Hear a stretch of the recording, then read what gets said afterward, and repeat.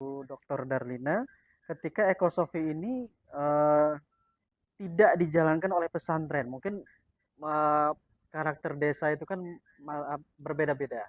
Ada yang punya pesantren, ada yang juga yang tidak, gitu Ya, ya. Apakah ekosofi ini dapat dijalankan oleh selain pesantren, gitu ya? Apakah ini dapat juga dijalankan selain oleh pesantren, bahkan bisa menjalankan ekonomi desa? Apakah bisa? bisa, menurut saya Bisa. bisa. Oh, bisa saja Tetapi ya. Oh, menurut saya dengan adanya pesantren ini menjadi mempercepat gitu. mempercepat. Karena Oh. ekosofi ini kan cenderung membangun filosofi pribadi, sifatnya Mm-mm. membangun karakter.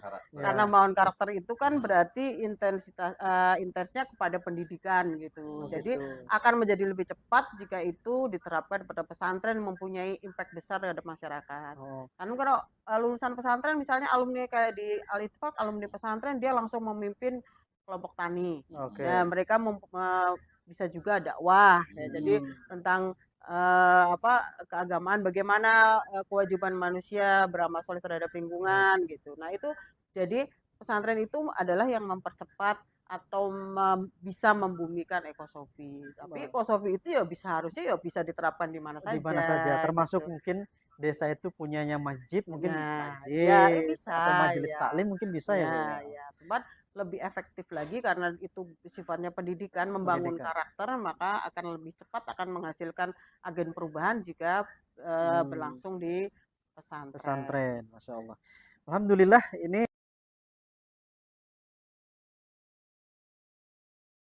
Kan masyarakat desa. Masya Nah, Allah. caranya, Ini bagaimana ya itu? caranya, Apa saja yang dilakukan ya. desa gitu? Jadi masih santri di sana ada Hmm. yang salafiyah, khalafiyah. Hmm. Ya, santri yang salafiyah dia hanya ngaji saja kan, tidak belajar Hmm. pelajaran akademik. Setiap hari mereka harus turun ke lahan, Baik. mengelola usaha pertanian.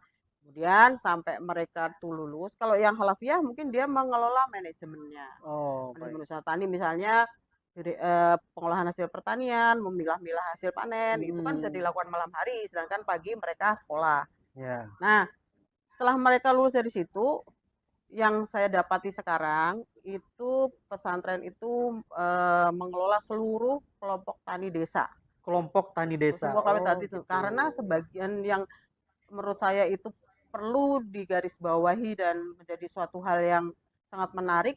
Hampir semua kepala kelompok tani itu adalah alumni pesantren. Masya Allah. Jadi kelompok tani desa itu Hampir alumni semua alumni pesantren. pesantren. Jadi Masya alumni Allah. pesantren itu semuanya mengembangkan pertanian di desa Ranca Bali itu. Oh, begitu caranya. Ya, Ya, jadi bagaimana?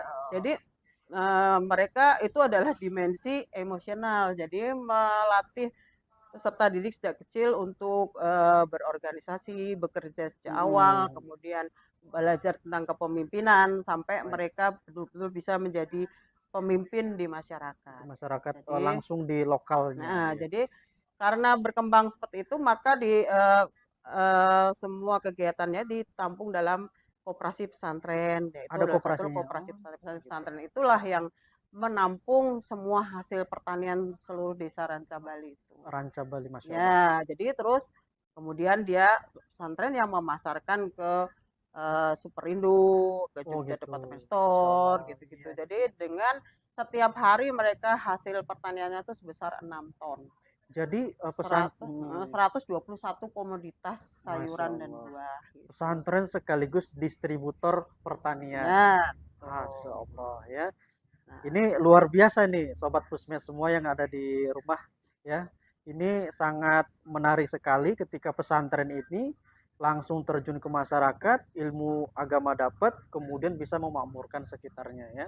Dengan filosofi, ekosofi, kearifan lokal dan juga yang tadi itu ekonomi